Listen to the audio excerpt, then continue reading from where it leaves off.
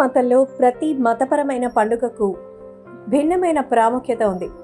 ఇప్పుడు జన్మాష్టమి పండుగ కోసం ప్రజలు ఆసక్తిగా ఎదురు చూస్తున్నారు. సనాతన ధర్మం యొక్క ప్రధాన పండుగలలో జన్మాష్టమి ఒకటి. రక్షాబంధన్ తరువాత విష్ణువు అవతారమైన శ్రీకృష్ణుని జయంతికి సన్నాహాలు జోరుగా జరుగుతోంది. ఈ సందర్భంగా శ్రీకృష్ణుని బాలరూపాన్ని పూజిస్తారు. శ్రీకృష్ణుడు అర్ధరాత్రి జన్మించినందున కృష్ణ దేవాలయాల్లో రాత్రిపూట పూజలు చేసే సంప్రదాయం ఉంది. హిందూ క్యాలెండర్ ప్రకారం శ్రీకృష్ణుడు భాద్ర మాసంలోని అష్టమి నాడు రోహిణి నక్షత్రంలో జన్మించారు. పాప నాశనానికి, అసత్య అధర్మ నాశకానికి భూమిపై జన్మించారు. ఈసారి జన్మాష్టమి పండుగ ఆగస్టు 26 సోమవారంలో వస్తోంది. జన్మాష్టమి దగ్గర పడుతున్న కొద్దీ శ్రీకృష్ణుడికి సంబంధించిన ఎన్నో అద్భుతమైనటువంటి కార్యక్రమాలు నిర్వహిస్తూ ఉన్నటువంటి సంగతి తెలిసిందే.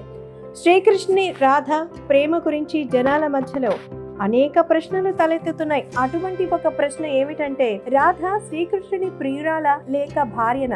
ఇద్దరి మధ్య వయసు వ్యత్యాసం ఎంత? ఇలాంటి అనేక ప్రశ్నలు ప్రజలు తెలుసుకోవాలనుకుంటున్నారు. శ్రీకృష్ణుని ప్రేమ కథకు సంబంధించిన అద్భుతమైన రహస్యాల గురించి తెలుసుకుందాం. రాధాకృష్ణ ఎలా కలిశారు? బ్రహ్మ వైరవర్త పురాణం ప్రకారం శ్రీకృష్ణుడు రాధల కలయికకు సంబంధించిన కథ చాలా ప్రత్యేకమైనది. ఒకసారి నందబ శ్రీకృష్ణుడితో కలిసి బయటకు వెళ్లడానికి ఆయనతో విహారానికి వెళ్లారని చెబుతారు. ఆ సమయంలో అతను రాధని చూశారు. రాధ అద్భుతమైన అందము చూసి శ్రీకృష్ణుడు ఆమె పట్ల మోహానికి లోనయ్యారు. రాధ కూడా అదే పరిస్థితిలో ఉన్నారు. రాధ శ్రీకృష్ణుడు మొదటిసారి కలుసుకున్న ప్రదేశాన్ని సంకట తీర్థంగా పిలుస్తారు. బహుశా నంద్గావ్, బర్సనా మధ్య.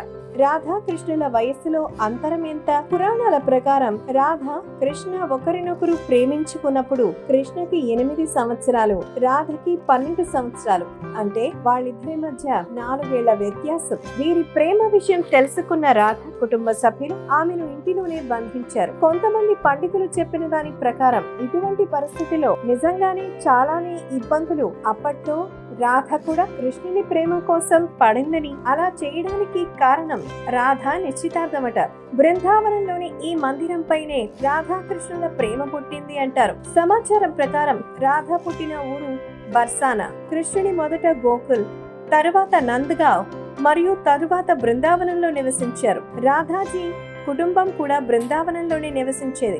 అక్కడే రాధ కృష్ణుల ప్రేమ ప్రతీకాత్మక తీర్థయాత్రతో ప్రారంభమైంది. ఆ తరువాత బృందావనంలో రాధని కలిశారు. పురాణాల ప్రకారం శ్రీకృష్ణుడు రాధని ప్రేమించి మధుర వెళ్లిపోయారు. ఏ పని నిమిత్తం తిరిగి రాలేదు. ఆ తరువాత ఎప్పటికో కాని వాళ్ళ ప్రేమ అలాగే నిలిచిపోయింది.